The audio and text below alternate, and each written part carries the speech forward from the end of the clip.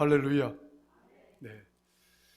오늘 본문 말씀을 가지고 나는 문이다 하는 제목을 갖고 예비된 하나님의 은혜와 축복을 나누고자 합니다.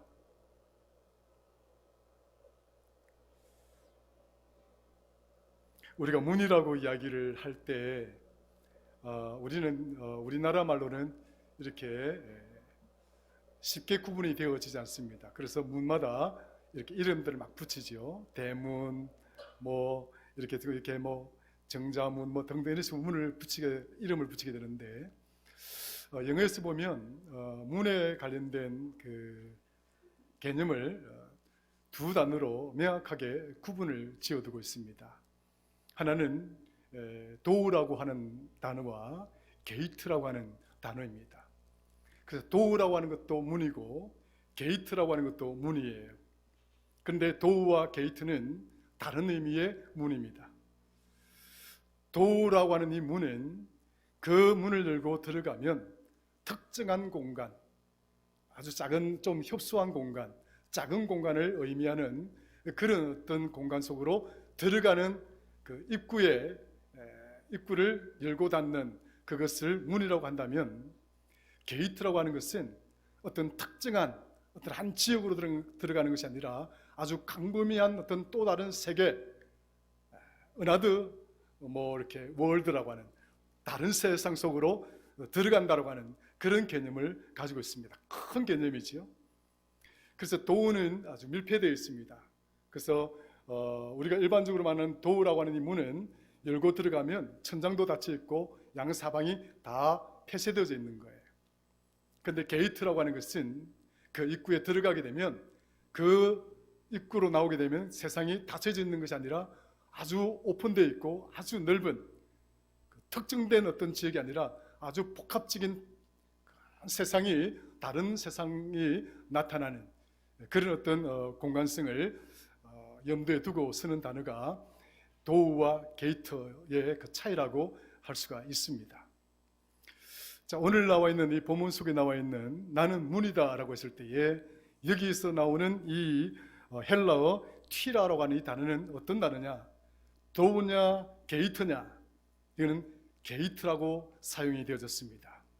그래서 여기서 저 본문에서 말하고 있는 우리 주님께서 말씀하시기를 나는 문이다, 혹은 앞에 나오죠, 나는 양의 문이다 라고 하는 말도 나오는데, 이렇게 문이다 라고 했을 때 이 문은 도어가 아니라 게이트라고 하는 거예요. 게이트다. 그래서 다른 용도의 의미로 사용이 되어진 것이죠. 계시록 3장 20절에 보면 내가 문 밖에서 문을 두드리노니 누구든지 내 음성을 듣고 문을 여는 자 라고 했을 때, 여기서 나오는 문은 어떤 문이냐? 이것은 도어입니다. 그러니까 이 마음이라고 하는 특정한 곳에 들어가는 거죠. 열고 닫는 그 문을 의미하니까 이것은 도어라고 하는 단어로 사용이 되어졌어요. 그렇다면 오늘 사용되어진 이 본문이 나오는 이 문은 다른 의미의 문으로 사용이 되어졌다고 하는 거예요. 도어가 아니라 게이트다. 게이트다.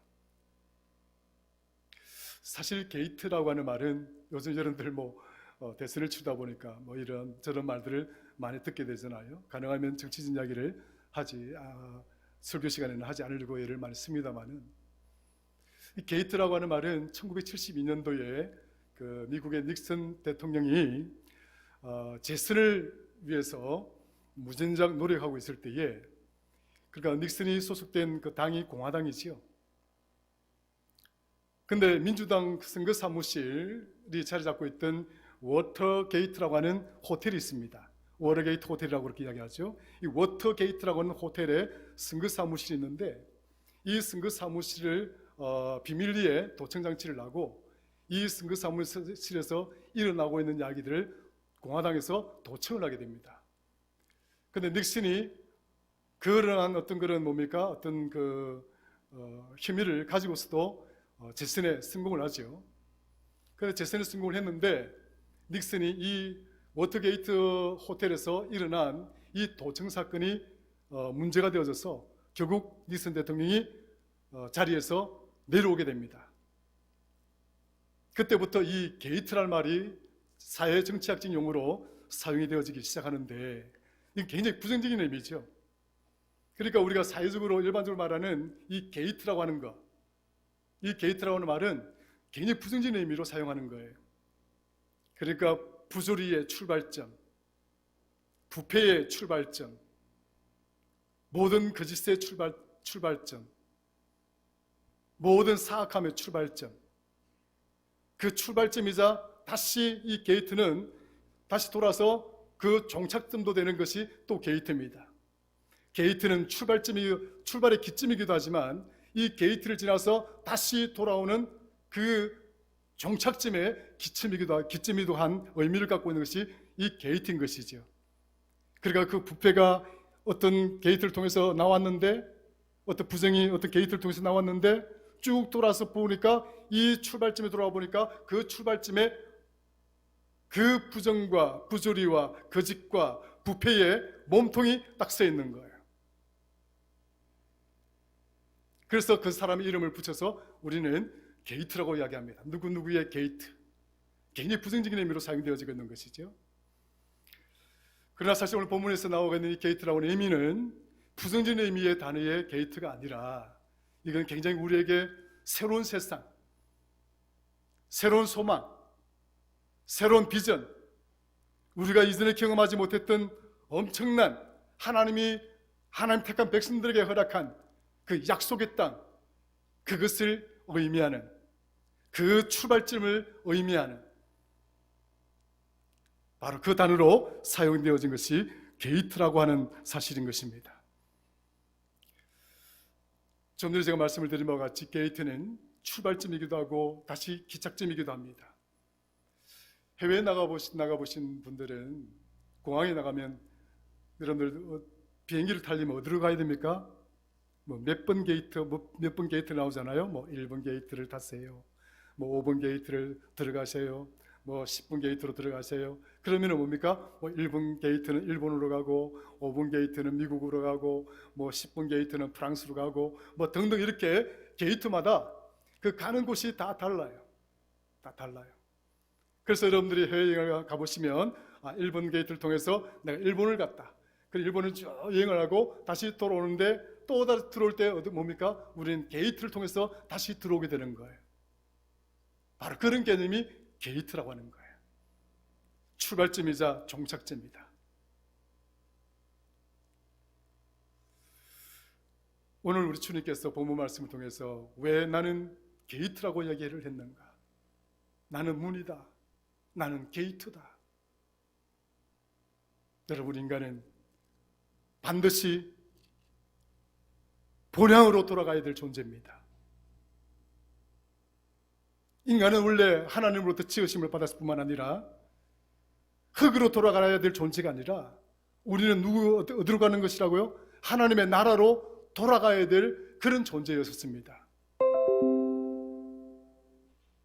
우리가 돌아가야 될 본향은 흙이 아니라 우리가 돌아가야 될 본향은 하나님께서 예배해 놓으신 하나님 나라의 또 다른 성이라고 하는 거예요. 히브리서 11장 16절에 이런 말씀이 나옵니다. 저희가 이제는 더 나은 본향을 사모하니 곧 하늘에 있는 것이라. 그러므로 하나님이 저희 하나님이라 일컬음 받으심을 부끄러워하지 아니하시고 저희를 위하여 한 성을 예비하셨느니라. 왜 우리는 흙에서 와서 흙으로 돌아가게 되었는가? 그건 죄 때문이었습니다. 죄의 결과로 말미암아서 흙으로 돌아가는 존재가 되었지만 결국 우리의 존재란, 하나님의 형상을 지닌 우리 하나님의 거룩한 존재란 흙으로 돌아가는 존재가 아니라 하나님이 예배해 놓으신 하나님 나라의 그 본향으로 돌아가는 존재임을 믿으시기를 주의 이름으로 축원합니다. 우리는 그러한 기소 본능을 하나님께서 우리를 지으실 때부터 우리에게 주신 거예요. 이게 은혜예요. 우리가 어떻게 하면 내가 왔던 그 하나님의 품으로 다시 돌아갈 수가 있는가? 나에게 영원한 참된 샬롬이었고 참된 평안이었고 참된 생명이었던 그 하나님 품에 나는 어떻게 하면 돌아갈 수가 있는가? 어거스틴은 그 참회로 마지막 부분에서 말합니다. 오 나의 하나님, 나는 하나님의 품 안에 안기기 전까지는 나에게는 참된 평안이 없습니다. 오직 하나님만이 나의 참된 평안이고 오직 하나님만이 나의 참된 샬롬입니다. 하나님 품에 안길 때에 비로소 나에게는 참된 안식이요 참된 평안이요 그것이 나에게 내가 누려야 될 참된 생명이 있는 곳입니다라고 그렇게 고백을 하고 있는 것입니다. 따라서 우리 인간은 하나님께로 반드시 돌아가야 될 그런 존재입니다. 그런데 왜 우리는 그 하나님이라고 하는 하나님의 그 위대하신 그 생명, 영원한 생명으로부터 나와서 이렇게 흙으로 돌아갈 수밖에 없는 이런 길을 잃어버린 자가 되고 말았는가? 하나님으로부터 나오긴 나왔는데 하나님으로 돌아가는 그 길을 잃어버린 자가 되어졌어. 우리는 길 위에서 길 잃어버린 자가 되고 말은 거예요.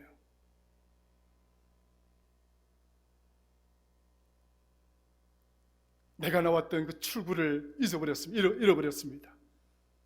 내가 나왔던 그 게이트를 잃어버렸습니다. 내가 어디로 가야 될지, 내가 어떤 길을 선택해야 될지, 내가 무엇을 바라보고 나아가야 될지, 무엇을 결정해야 내가 왔던 그 하나님의 영원한 나라의 그 게이트로 다시 기소 돌아갈 수 있을런지 우리는 그것을 잃어버린 존재가 되고 만 거예요. 그 이유가 뭐냐? 좀 전에도 말씀을 드린 것처럼 죄 때문입니다. 우리의 죄가 우리의 눈을 가리고 우리의 죄가 우리로 하여금 이 길 위에서 길을 잃어버리게 만든 것이라는 사실을 기억하시기를 주의 이름으로 축원합니다. 이사야서 59장에 보면 하나님께서 왜 너희들 팔이 짧아서 너희를 구원하지 못함도 아니라 하나님의 귀가 둔해서 너희 소리를 듣지 못함도 아니라 너희 죄가 너와 나 사이를 막았기 때문에 너희가 어떤 절망 속에 있고 어떤 고난 속에 있고 사망의 그 엄침한 골짜기 속에 헤매고 다닐지라도 나는 너희를 건질 수가 없고 너희가 아무리 부르짖고 간구하고 간청한다 할지라도 너희 죄가 나와 내 사이를 가렸기 때문에 내가 그것을 듣지 못한다 이렇게 고백을 하고 있는 거예요. 죄가 우리의 눈을 가려서 하나님의 나라로 향하는 바로 그 길 위에서 우리는 길을 잃어버린 자가 되고 만 것입니다. 죄가 눈을 가린 것이지요. 로마서 7장 22절 24절에 보면 이런 말씀이 나옵니다. 나의 속사람으로는 하나님의 법을 즐거워하되 내 지체 속에서 한 다른 법의 내 마음의 법과 싸워 내 지체 속에 있는 죄의 법 아래로 나를 사로잡아 오는 것을 보는도다. 오라 나는 공고한 사람이로다. 누가 나를 이 사망의 몸에서 나를 건져낼 수가 있겠는가? 한편으로 내 마음은 하나님을 사랑하고 하나님의 법대로 살고 하나님의 말씀을 붙들고 살아가고 싶은 그 마음이 있지만 내 한쪽에 다른 법이 있어서 그 죄가 그 죄성이 나를 짓누르고 억압하여서 하나님이 기뻐하고 하나님이 바라시는 그 삶을 살아나지 못하게 하여 나를 이 사망의 엄침한 골짜기에서 유리 방황하도록 만들었다라고 바울은 고백하고 있는 겁니다.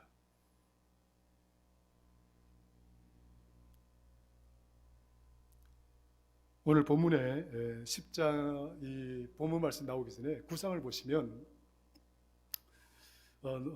이 본문 말씀과 연계된 아주 중요한 사건이 나옵니다. 실로암 사건 아시죠? 실로암 사건 다 아실 거예요. 교회 웬만한 신앙생활 좀 하셨으면 나면서부터 보지 못하는 맹인이 있습니다. 이 젊은 청년이 있는데 이 청년이 주님을 만났어요. 주님께서 그 청년의 눈을 뭡니까? 흙에다가 침을 발라서 이렇게 비벼서 실로암 못에다가 씻게 하여서 낫게 하신 것이죠. 이 일이 일어난 거예요. 그러니까 난리 났습니다. 안식일에 이런 일이 일어났으니까 바리새인이 벌크겠습니다. 도대체 누가 너로 하여금 이 일을 행하였느냐? 맹인이 말합니다. 나는 잘 모릅니다. 어떤 분이 내게 오셔서 그렇게 하라고 해서 했더니 눈이 떠졌습니다. 그렇게 답합니다. 부모에게 말합니다. 또 묻습니다. 도대체 당신의 아이가 어떻게 해서 눈이 떠졌느냐? 나는 잘 모릅니다.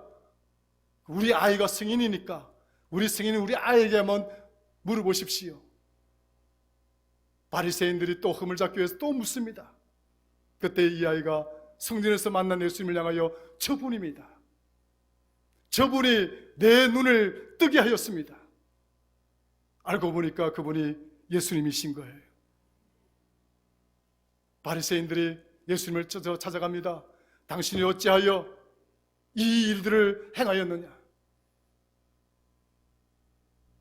따지고 어떤 막 빌미를 잡아서 예수님을 넘어뜨리고자 합니다. 근데 주님이 저들을 향하여 말합니다.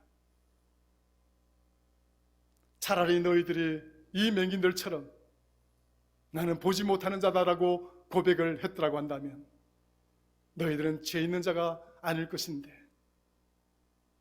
두 눈을 가졌어도 너희가 보지 못하는 자가 되어버렸다고 하는 것이, 그럼에도 불구하고 너희는 보고 있다, 나는 알고 있다, 나는 모든 것을 판단하고 있다, 나는 모든 것을 깨닫고 있다라고 자만하고 교만하고 그렇게 말하는 너희가 진정 보아야 될 것은 보지 못하고 진정 보아야 될 것은 받아들이지 못하고 거부하고 있는 너희들은 차라리 저 맹인보다도 못한 죄인이다라고 책망합니다. 그러고 난 다음에 이 본문이 지금 등장하고 있는 거죠. 도대체 바리새인이 왜 죄인입니까? 맹인은 보지 못하기 때문에 스스로 보지 못한다라고 고백했습니다. 그래서 주님은 이 맹인을 향하여 죄인이라고 말하지 않았습니다. 그런데 바리새인을 향하여 너희들은 죄인이다라고 말합니다. 왜냐? 너희들은 보지 못하면서도 본다면서 주장하고 살아왔던 자들이다. 도대체 무엇을 보고 살아왔는가? 너희들이 보고 살아왔던 것 율법이고, 너희가 보고 살아왔던 것 전통이고, 너희가 보고 살아왔던 것 관습이고, 너희가 보고 살아왔던 것 혹독한 고집이고, 너희가 보고 살아왔던 것 이 세속주의에 빠져 있었던 것 아니냐? 율법 넘어, 전통을 넘어, 습관과 버릇을 넘어 너 자신들의 왕과 고집들을 뛰어넘어 있는 하나님의 그 뜻을 너희들이 찾아본 적이 있느냐?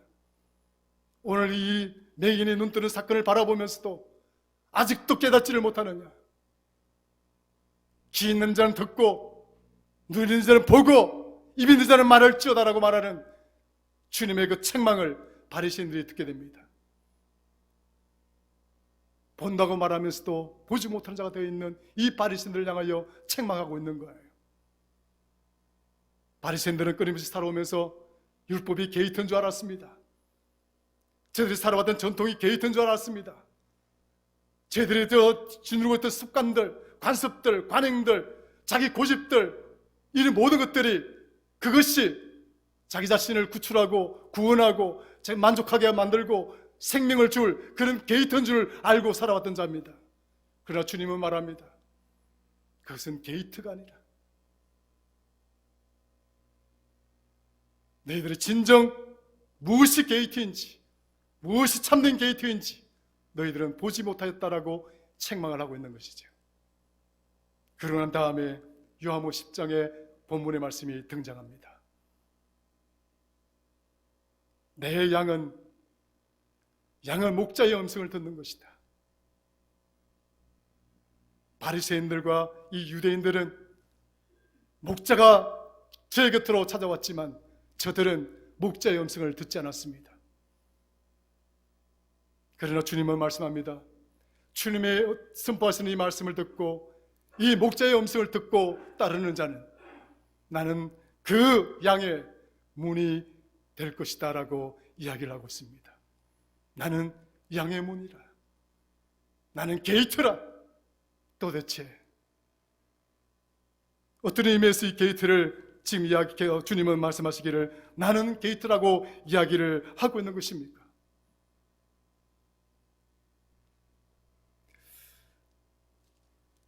방송국에 가면 혹은 여러분들 신문에 헤드라인이 있죠. 오늘 하루 오늘 신문을 보게 되면 오늘 하루의 최고의 탑 뉴스, 최고의 어떤 그런 어떤 반응을 일으킬 만한 또 어떤 영향력을 끼칠 만한 뉴스 제목거리가 제1면에 쫙 등장합니다. 근데 방송국이나 신문사 같은 경우에는 하루에도 수많은 뉴스들이 막 들어올 거 아니에요? 그 뉴스가 막 들어오면 그 데스크라고 하는 곳이 있어요. 그러니까 이제 그 데스크에 쫙 이제 이렇게 그 테이블 위에 그 뉴스 딱 모이면 야, 오늘 무엇을 가장 탑 뉴스로 정할까?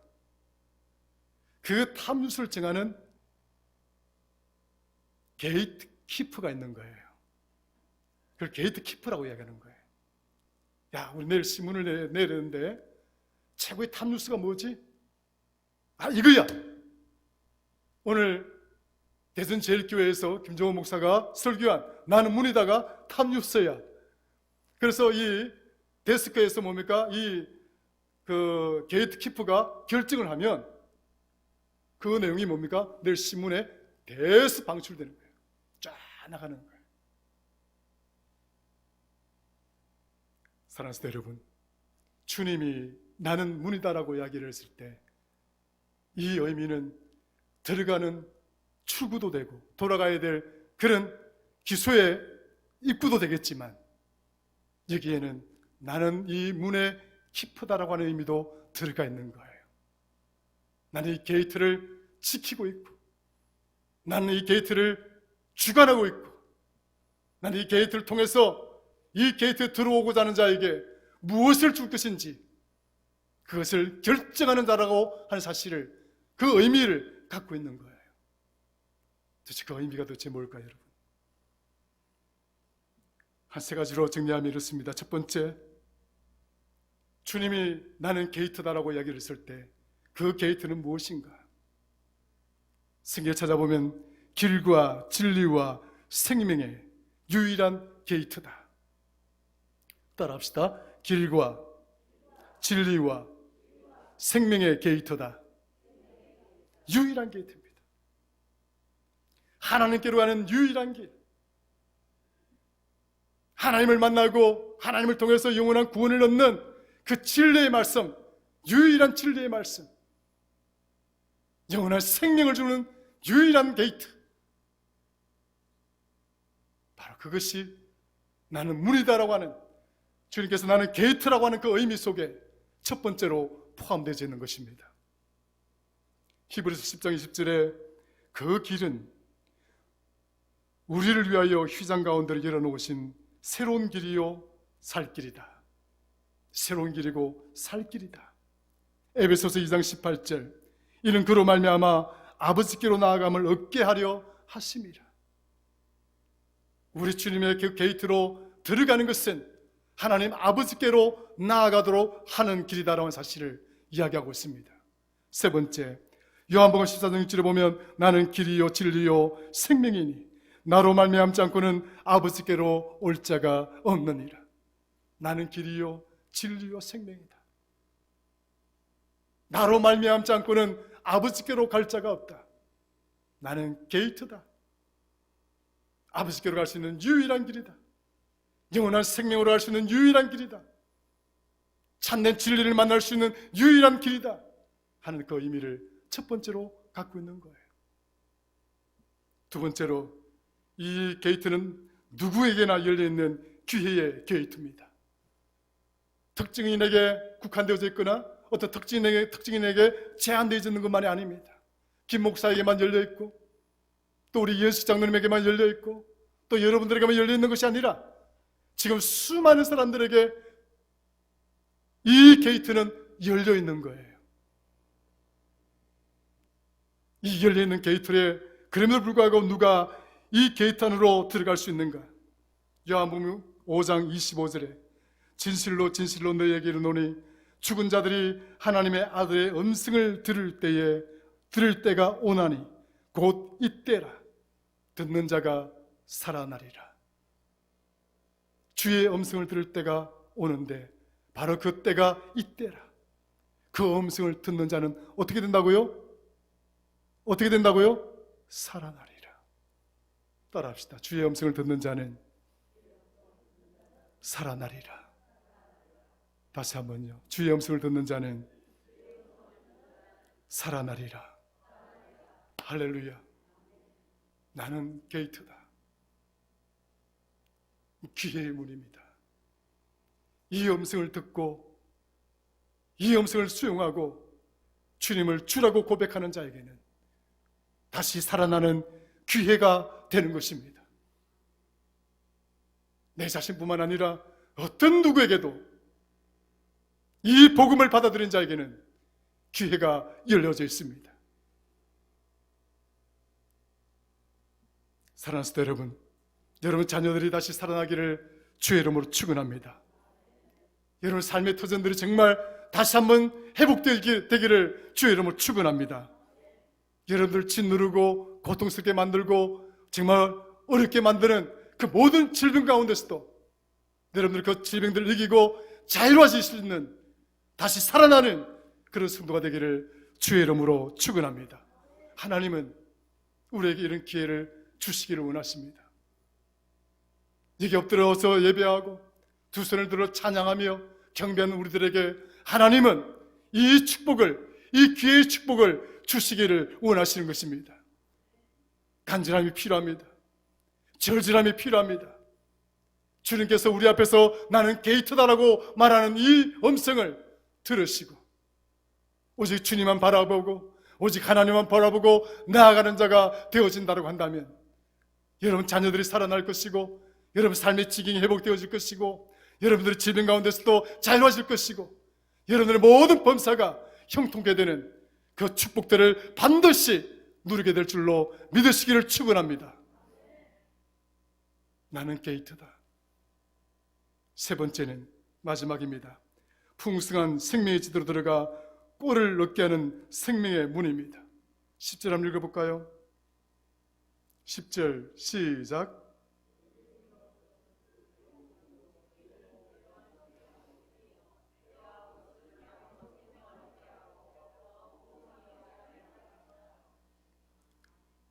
내가 온 곳은 양으로 생명을 얻게 하고 그 생명을 얻게 하되 뭡니까? 더 풍성하게 얻게 하려는 것이 내가 온 이유이다. 예수님께서 요한복음 20장 31절이죠. 한번 가볼까요? 요한복음 20장 31절. 요한복음을 쓴 목적이 나옵니다. 자, 요한복음 20장 31절. 20장 31절 같이 한번 읽어봅니다. 시작. 오직 이것을 기록함은 너희로 예수께서 하나님의 아들 그리스도이심을 믿게 하려 함이요 또 너희로 믿고 그 이름을 힘입어 생명을 얻게 하려 함이니라. 아멘. 하나님 주님께서 양들을 목장으로 데려가실 때 이 목장이 가지고 있는 목장이 지녀야 되는 3대 요소가 있습니다. 목장은 첫 번째 안전해야 됩니다. 두 번째 이 목장은 자유로워야 됩니다. 세 번째 이 목장은 꿀을 공급받을 수가 있어야 됩니다. 여러분들이 데려나간 양들이 그 푸른 초장에서 자유롭지 못하거나 안전하지 못하거나 꿀을 공급받지 못한다고 한다면 그곳은 이스라엘 백성들이 고난당한 40년의 그 광야 같은 그런 공간과도 같은 것입니다. 하나님은 저와 여러분들이 광야 같은 곳에 내버려 두기를 원하시는 분이 아닙니다. 푸른 초장으로 인도하시기를 원하시는 것이 하나님의 뜻인 줄로 믿으시기를 축원합니다. 시편 23편에 보면 한번 볼까요? 너무 유명하시니까 우리 같이 한번 읽겠습니다. 한번 읽고 정리하고 마치도록 합니다. 같이 읽습니다. 시작. 시편 23편 시작. 여호와는 나의 목자시니 내게 부족함이 없으리로다. 그가 나를 푸른 풀밭에 누이시며 쉴만한 물가로 인도하시는도다.